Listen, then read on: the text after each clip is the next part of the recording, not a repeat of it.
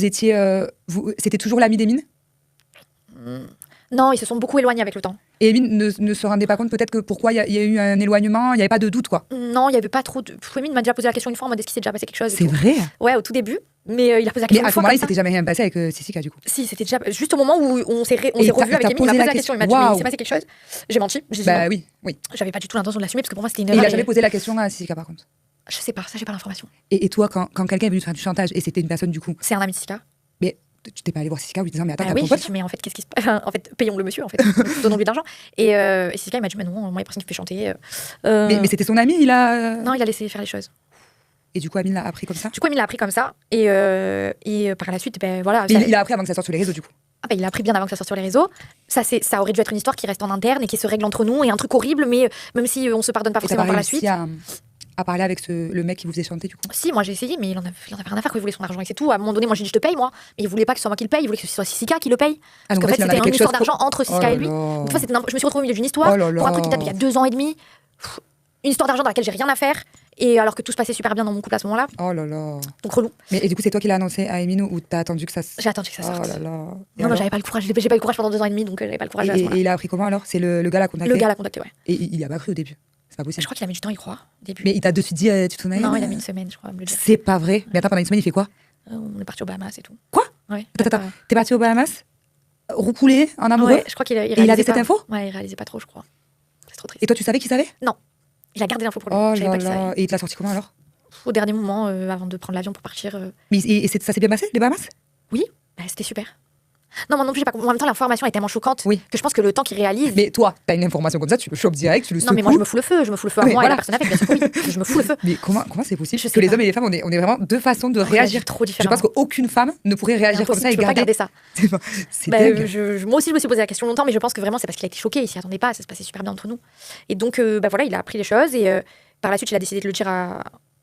Ça l'a choqué, on s'est disputé, puis il est rentré et il a décidé d'en parler à Noémie. La donc la sœur de de Sissika. Donc Sissika, celui avec qui tu avais eu Voilà. une aventure. Et Noémie a décidé de le dire aux blogueurs pour que les Parce blogueurs. que Sissika l'avait pas dit à sa sœur du coup. Non, mais je crois que je vois très mal dans n'importe quelle fratrie. Je vois aucun C'est frère pas au faux. monde Non, aller c'est pas faux. taper à la porte de Oui, sa sœur pour mais lui dire coucou, j'ai eu parce une que- relation avec quelqu'un. On est d'accord que c'est ton ami Noémie. Oui. Donc il aurait très bien pu après j'ai pas l'impression qu'il soit vraiment stressé ce garçon. Non, Donc pas oui de voilà, moi, il a pas l'air très stressé donc oui mais je me dis peut-être que quand il a eu l'info qu'il y a eu les personnes qui vous fait chanter etc. peut-être qu'il s'est dit j'en parle à ma soeur parce qu'elle va finir par le savoir et que c'est quand même son amie et parce que du coup ça a dû la toucher du coup Noémie. Bien sûr que ça l'a touché. Je comprends que ça l'ait touché. Et elle n'a pas voulu à son frère non plus? Je sais pas, franchement, Noémie, j'ai pas trop compris sa réaction. C'était une de Vous êtes mes parlé meilleures copines aussi. Vous êtes parlé forcément. Il y a eu des insultes de son côté, moi des excuses du mien parce que je ne pouvais que m'excuser.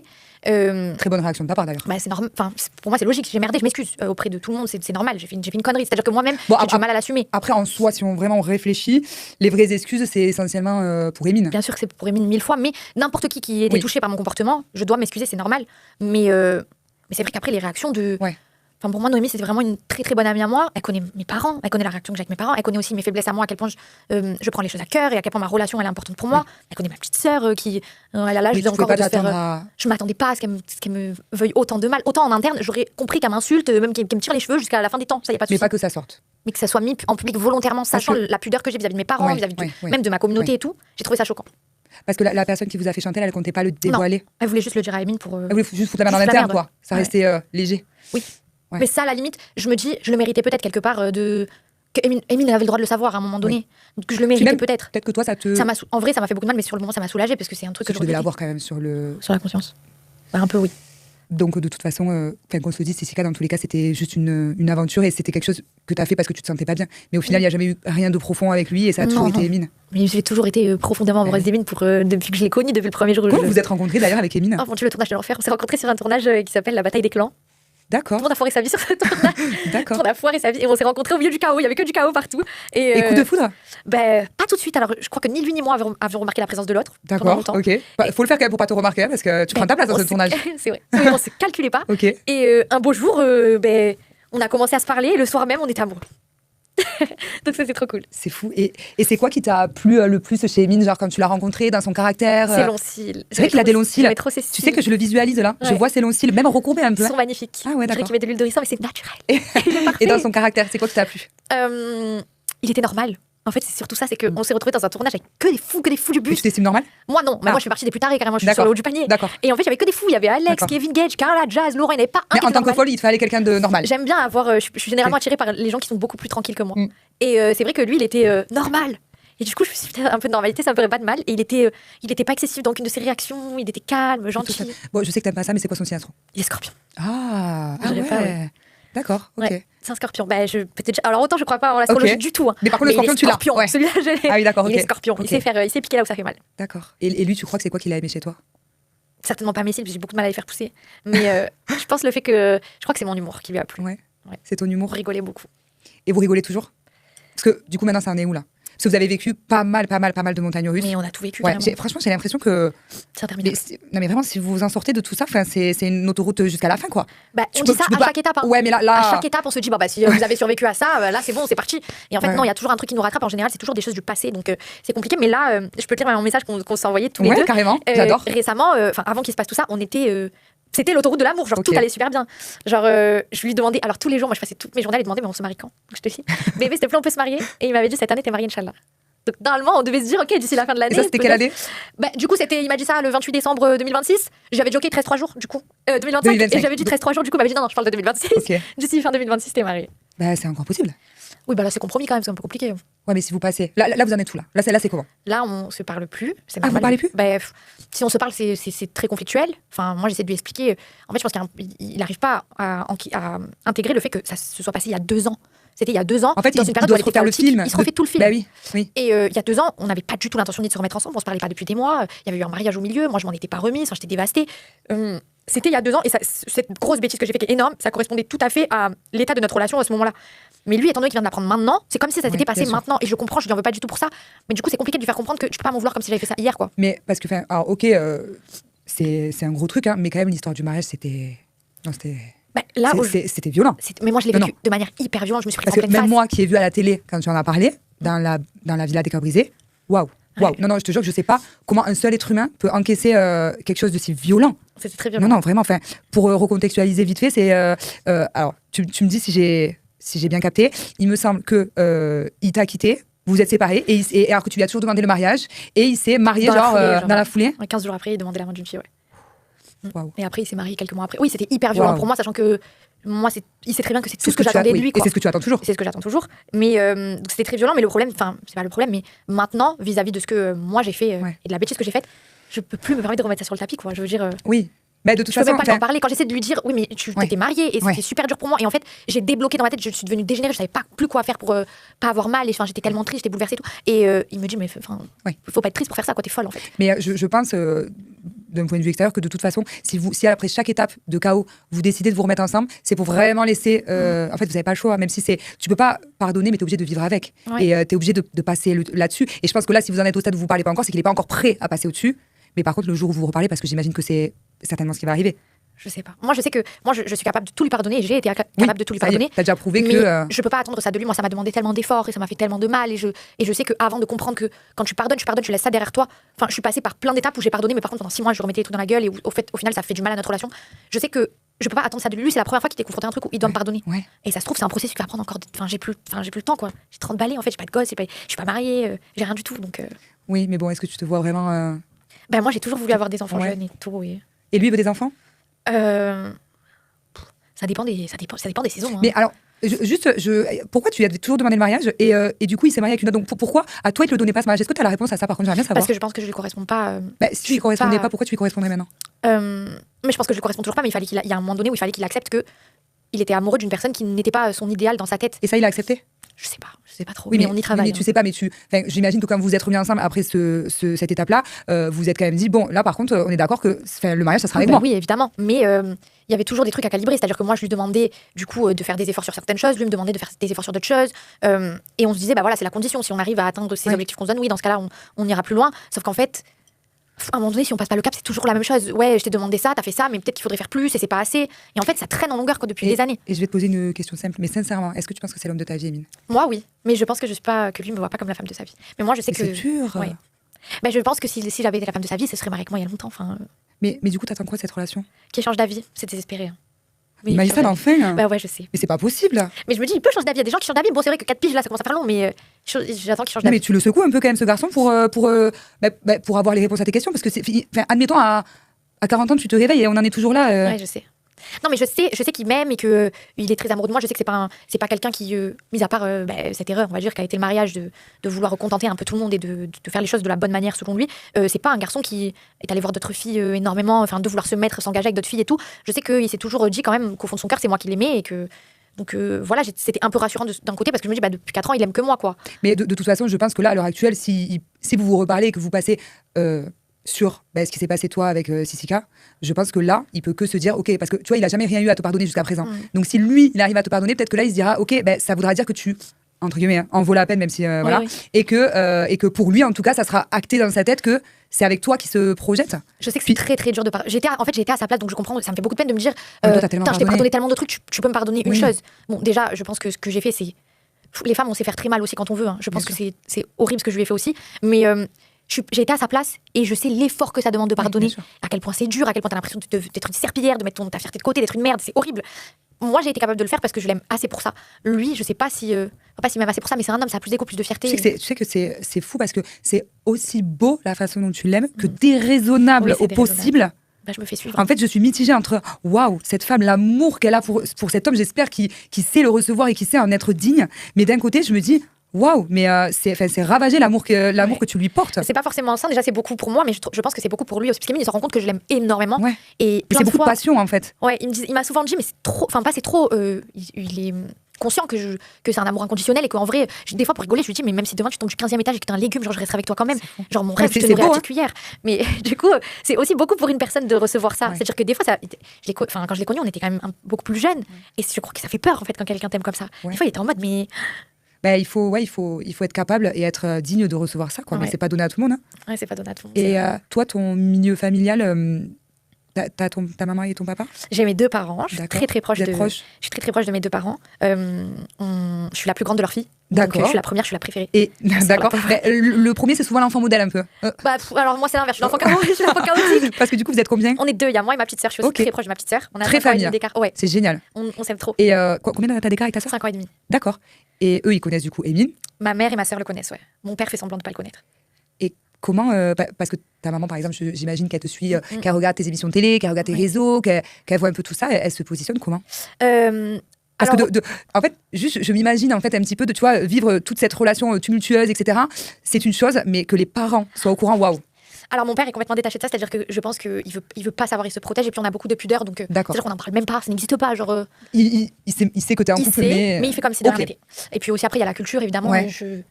Il est hors de question que je parle d'un homme à mon père si c'est pas pour me marier, quoi. Oui. Donc déjà, par contre avec ma mère on est beaucoup plus proches et enfin pas beaucoup plus proches, c'est pas vrai, mais on peut parler de tout, vraiment de tout avec ma mère. On est moins pudique. Et donc elle évidemment elle est très impliquée dans tout ça, donc à la base en interne elle est toujours de mon côté, ma mère. C'est-à-dire que même si elle sait que quelque chose n'est pas bon pour moi d'un point de vue extérieur, elle m'a toujours dit, si c'est cette personne que t'aimes, je te suis quoi qu'il arrive. C'est génial. Oui, elle est trop géniale, ma mère. Génial. Et elle me se permet même pas de me dire, mais c'est pas bon pour toi, mais des fois, elle me dit, essaie de quand même te questionner. En douceur. Voilà, en douceur. Mais elle te laisse faire tes choix. Elle me dit toujours, tes choix seront les tiens, et si c'est de la personne que t'aimes, je l'aimerais autant que toi tu l'aimes, c'est comme ça, enfin, je te suis, je veux juste que tu sois heureuse. Maintenant, je sais que de voir cette relation qui est médiatisée, ça lui a fait aussi beaucoup de mal en tant que mère. Elle s'est remise beaucoup en question. Et d'ailleurs, si tu veux, je te dis un message. Oui. Ma mère, elle est très comme ça. Elle est brisante. On voit tout le temps des messages. Elle m'a poussée très tôt à me faire suivre, on va dire, à parler de mes émotions et tout, parce que c'est vrai que c'est très intense pour moi. Et jusqu'à aujourd'hui, elle veille à ce que ma santé mentale soit relativement bonne. Donc, elle me rappelle souvent d'ailleurs. Mais c'est génial qu'elle fasse ça, parce que la santé mentale, c'est hyper important. Et ça, il y a quelques années, à l'époque de nos parents, ils le faisaient pas. Et c'est pour ça qu'après, ils se retrouvent tous avec des traumas de fous. Et donc, c'est génial que tu as commencé à te faire suivre à quel âge, du coup ? J'avais 6 ans, je crois. C'est quand on a découvert que j'étais HPI. Oui, que j'étais HPI. Donc, j'étais dans un centre exprès, et donc il y avait un suivi forcément. Parce que du coup, le côté HPI, ça te posait problème dans ton quotidien à l'école ou quoi ? Alors, dans mon quotidien, c'était ultra conflictuel avec j'avais des problèmes avec les enfants, beaucoup avec les adultes, j'avais un problème avec l'autorité. Les professeurs, c'était professeur maternel, c'est pas que j'étais très hautaine. Alors en fait, la go, elle a 24 ans, elle peut pas être hautaine. Je refusais un peu l'autorité et tout ça. Et à la base, c'est pour ça qu'on a demandé à me faire voir la psychologue de l'école, c'est parce que j'avais cette relation. C'est là que t'as passé tous les tests et qu'on a diagnostiqué. Donc, voilà. Donc c'était compliqué de vivre en société, mais justement, comme j'ai été suivie très tôt, ça va. Trop bien. Ma mère était très au courant de tout ça. Et donc, par exemple, quand elle assiste à tous ces trucs avec Émile et tout, elle manque jamais de me faire des rappels. Donc, je te dis, c'est très deep, attention, c'est très intense. Alors, c'est ma mère. Il faut soigner ta dépression pour guérir de ta procrastination. C'est trop douloureux pour une maman de voir son enfant souffrir. Je m'en veux tellement de ne pas avoir compris et su faire quand vous étiez enfant. Et maintenant que vous êtes adulte, je ne peux plus rien faire pour vous. Je suis spectatrice de votre malheur et c'est horrible. Elle me brise. Oh non, je peux pleurer. Moi aussi, je vais pas pleurer. Oh non. Donc ça me fait de la peine aussi de me dire que de pas savoir gérer ma relation et de pas savoir me protéger à ce niveau-là, ça fait aussi de la peine à ma mère. Et donc c'est triste. Et à mes parents, enfin mon père il me le dit pas, mais c'est que ça fait de la peine à tout le monde. C'est un ricochet de toute façon lui aussi. Oui, oh non. ridicule. Oh non, il est hyper triste son message. Oui, elle m'envoie tout le temps des messages comme ça, prise. Oh. Elle est libérée avec la parole quand même. Ouais, alors, elle est totalement libérée pour le coup. Mais je sais elle se remet beaucoup en question elle aussi en tant que mère. Mais elle est géniale. Elle est trop géniale. Mais elle est géniale. Elle se remet beaucoup en question et elle fait en sorte que même si on est adulte, on essaie quand même d'évoluer et puis elle voit ce parcours on passe, que ce soit moi ou ma sœur, même si ma sœur est beaucoup plus saine que moi. C'est vrai que le fait que ce soit médiatisé comme ça, exposé, elle assiste quand même à des moments de ma vie où je devrais la protéger de ça quelque part. Ouais. Mais du coup, c'est compliqué. Et tu vois, j'ai l'impression que tu passes beaucoup de choses avec l'humour. Ouais. Mais est-ce que tu le fais aussi dans ton cercle familial ou est-ce que... Ah oui. Donc c'est vraiment c'est une façon de te protéger tout le temps. Tout le temps. J'ai toujours été comme ça depuis petite. Bah, franchement, j'ai eu une enfance super d'avoir géniale. Un cercle familial, enfin en tout cas de ce que tu me dis, plutôt stable. Le papa, la maman, la petite sœur, que vous êtes tous proches. Bah, j'ai eu une enfance tout ce qu'il y a de plus sain. J'ai mes deux parents. Je suis très proche. C'est comme si j'avais eu deux mamans parce que je suis très proche de ma grand-mère. Elle m'a élevée aussi. Je suis le premier enfant de la famille. Donc ça veut dire que mes oncles, mes tantes, tout le monde n'avait Dieu que pour moi. J'ai eu énormément d'attention. J'avais tout ce que je voulais, tout pour moi. Mais j'ai toujours été très triste. Alors profondément. Il n'y a pas d'élément déclencheur. Pourtant j'ai cherché, j'ai fait des psychanalyses et tout. Ouais, j'imagine. Je vois pas d'élément déclencheur qui aurait pu provoquer un niveau de tristesse aussi intense. Mais c'est comme ça, j'ai appris à faire avec et j'ai été suivie assez tôt pour comprendre que ça fait partie de ma personnalité. Mais c'est vrai que voilà, ça fait partie de ma nature et c'est un peu. Et est-ce que eux aussi, parce que pour toi, c'est le truc dont tu rêves le plus, le mariage, est-ce que c'est ça qu'ils souhaitent aussi pour toi? Est-ce que c'est Inch'Allah que tu te maries en 2026 aussi? Mes parents, ils souhaitent juste que je sois heureuse. Je crois qu'ils m'ont jamais mis de pression à aucun niveau. C'est vrai que moi, je me la mets la pression parce que, par exemple, ma grand-mère, elle est malade. Et moi, je suis très proche de ma grand-mère. Je l'aime trop. Genre, c'est ma mère. Et c'est vrai que ça doit faire 2 ans qu'elle est malade. Je vais pleurer encore. Oh non, arrête, j'aime pas voir les gens pleurer. Moi non plus, j'aime pas pleurer, je pleure jamais. C'est parce que c'est la mauvaise semaine du mois. Et c'est vrai que ça fait 2 ans qu'elle est malade. Et du coup, moi, ça fait 2 ans aussi que je me mets une certaine pression. Enfin, même avant, parce que je vois ma grand-mère vieillir quand même. Que je me mets une certaine pression en me disant, il faut que je me marie, il faut que j'ai des enfants. Parce que ma grand-mère, pareil, je suis sa petite préférée. Avec elle. C'est ma vie, ma grand-mère. Je veux avoir des petits-enfants pour ma grand-mère. Je veux qu'elle soit en pleine forme. Tu dis que depuis toujours, tu as ce côté dépressif un peu en toi. Et est-ce que tu crois que la maternité peut pas te guérir, mais peut apaiser ça? Est-ce que tu crois que ça va te changer? Comment tu visualises une potentielle maternité plus tard avec ce trait de caractère du coup que tu dis que tu as en toi depuis toujours? Je pense, alors au début, quand j'ai commencé à m'imaginer maman et tout, je voulais être maman super jeune, je me disais que ça pourrait peut-être me soigner parce que d'avoir un être humain qui t'aime comme ça inconditionnellement, comme moi j'aime les autres en fait, mais un enfant qui me le rende, genre qui le reçoive et qui me le rende, peut-être que ça me soignerait totalement. Après, en grandissant, en parlant, en me renseignant et tout, je me suis rendu, même en regardant autour de moi, je me suis rendu compte que ça va pas forcément m'aider dans le sens où, par exemple, ma mère, elle m'a énormément aimée, elle m'a donné tout l'amour qu'elle avait possible et imaginaire, elle s'est sacrifiée toute sa vie entière pour moi. C'est pas pour autant que je suis pas défaillante, genre j'ai un pet au casque. Et pourtant, elle m'a donné tout l'amour possible et imaginable et je savais le recevoir parce que j'aimais personne plus que ma mère, genre. Et je lui rendais aussi tout cet amour, donc c'était plutôt sain, même si, par moments, on s'aimait tellement que c'était conflictuel. Mais ça l'a pas soigné ni elle et ça m'a pas empêché d'être. Parce qu'elle, tu crois qu'elle doit être soignée? Je pense qu'à notre niveau, on doit si on fait un peu une introspection, on doit tous un peu être soignés. Oui, non mais d'accord, mais toi tu dis quand même que tu as ce côté dépressif. Est-ce que pour toi la finalité de ton bonheur, ça serait du coup ce mariage et cette maternité et qu'avec ça, tu vois, d'avoir un enfant, 2 enfants, d'avoir ces petits bouts là comme ça, est-ce que tu crois que tu aurais encore cette partie dépressive? Est-ce que ça serait la pièce qui manque? Non, je pense que ça fait partie de moi. Peut-être même si j'ai l'impression que c'est tout ce qu'il faut pour mon bonheur, je pense que ça fait partie de moi et c'est comme ça. Tu sais, moi j'ai l'impression que quand, tu vois par exemple, moi qui suis maman, demain si ça m'est déjà arrivé, tu vois, d'avoir la grippe et que mon mari il a la grippe et qu'en fait on est tous les deux en train de vomir et d'être au plus mal, en fait ils sont là. En fait t'as pas le choix. Donc en fait comme si du coup tu te refusais d'avoir la grippe et du coup tes symptômes en fait tu les passes à la trappe. Et du coup parce que t'as pas le droit d'être malade, ils sont là. Il faut bien les nourrir, les coucher, les habiller, les toucher. Et donc tu vois, alors que s'ils étaient pas là, je me laisserais. Voilà. Et est-ce que tu crois pas que ça peut te je sais pas, c'est tellement intense. Après, tu peux me dire non, comme tu le ressens. J'aimerais bien que ce soit le cas, mais je crois que c'est tellement quelque chose d'intense que pour mes parents, j'ai pas réussi à aller mieux. Ouais. Pourtant, il y a eu des fois où mes parents me disaient, mais enfin, même mon père avec qui on parle pas trop de trucs comme ça et tout, mais qui me disait, mais putain, mais par pitié, en fait, fais en sorte d'aller mieux, quoi. T'es en train de laisser crever et tout. Et pour mes parents, alors que je voyais que mes parents, ils étaient super tristes pour moi, j'ai pas réussi à aller bien. Ok. Et du coup, en parlant de maman, d'ailleurs, je crois que tu es très amie avec Carla. Oui. Qui est aussi maman. Et du coup, est-ce que tu peux... je trouve que c'est un peu une amitié improbable sur le papier. Est-ce que tu peux un peu nous parler de ton amitié avec Carla? Est-ce que vous êtes toujours aussi proches? Oui. Bah, avec Carla, ça bougera jamais. Je pense qu'on a vécu tellement de trucs ensemble. Pareil, on est passé par. Alors, Carla, on se ressemble beaucoup. Alors, pour le coup, je crois pas du tout à tous ces trucs d'astrologie. Ah, mais c'est la deuxième fois que tu reviens quand même. Hein. Je te le dis. Voilà. Mais Carla et moi, on est nés à 2 jours d'intervalle. Donc, je suis née le 13 janvier, elle est née le 15 de la même année. Et on a des comportements similaires à peu de choses près dans tout. Capricorne. Genre, elle est aussi dans tout. En amour, elle se comporte comme moi. En amitié, elle est comme moi. Il y a plein de comportements qu'on a que les autres ne comprennent pas et qu'en fait nous on se dit mais en fait c'est logique bien sûr qu'on réagit comme ça. Et à la base Carla c'était pas mon amie. Vous êtes rencontrés comment En fait moi mon pote c'était Kevin. Mais t'étais pas avec. J'étais avec Alaba. Ah oui. Exactement. Et toi comme moi et encore plus elle depuis qu'elle a sa fille, elle se protège de fou. Elle veut personne autour d'elle. Et du coup j'avais pas forcément eu l'occasion de la rencontrer, mais c'est vrai que il y avait eu cette histoire avec la sorcellerie et tout ça. T'as été là pour elle il me semble, c'est ça? Exactement, je la connaissais pas en fait. Et c'est vrai que il y avait tu la connaissais pas à ce moment-là? Ok. Il y avait une sorte d'engouement où tout le monde s'était mis à l'unfollow, tous les gens qui avaient fait de la télé-réalité avec elle s'étaient mis à l'unfollow et tout. Et moi j'étais en mode mais je vais jamais unfollow. Enfin la meuf elle se prend en harcèlement de masse là, je vais jamais participer de ma vie à ça. Genre, ni je vais l'unfollow, elle m'a rien fait, je la connais pas, je vais jamais faire ça. On s'était croisés sur un tournage vite fait et en fait elle s'est rappelée de ça, même les gens que j'ai croisés une demi-seconde sur un tournage ils m'ont tous unfollow et en fait elle s'est fait son propre avis et tu vois je demandais des nouvelles à Kevin et tout, genre ça va quand même. Et du coup on s'est rencontrés via Kevin et après on est devenus super proches et on s'est plus jamais lâchés quoi. Et en revenant sur tes messages, tu m'as dit que dans tes discussions, il y avait Aymed. Oui. je peux pas te dire une discussion avec Aymed. Non, parce qu'Aymed, je l'ai déjà rencontré. Oui, je sais. Et du coup, Aymed, c'est une nouvelle amitié, c'est ça? C'est un tournage qui vous a... alors, on s'est rencontrés sur... Attends, tu viens de me dire, je peux pas te lire. Moi, je veux. Je peux pas. Je veux savoir. On est des enfoirés avec Aymed. Non, je peux pas te lire. Avec Aymed, on s'est rencontrés sur La Bataille. L'île maudite, c'est ça? La Bataille, voilà, ok. On s'est rencontrés sur La Bataille. Et moi, il était en duo avec Romy, moi j'étais en duo avec Mel, et moi j'ai accroché tout de suite. Ok. Bah, j'ai un autre message. C'est encore Aymed. En tout cas, je te fais quand même un autre job parce que je suis pas là que pour te poser des questions et me renseigner, hein, mais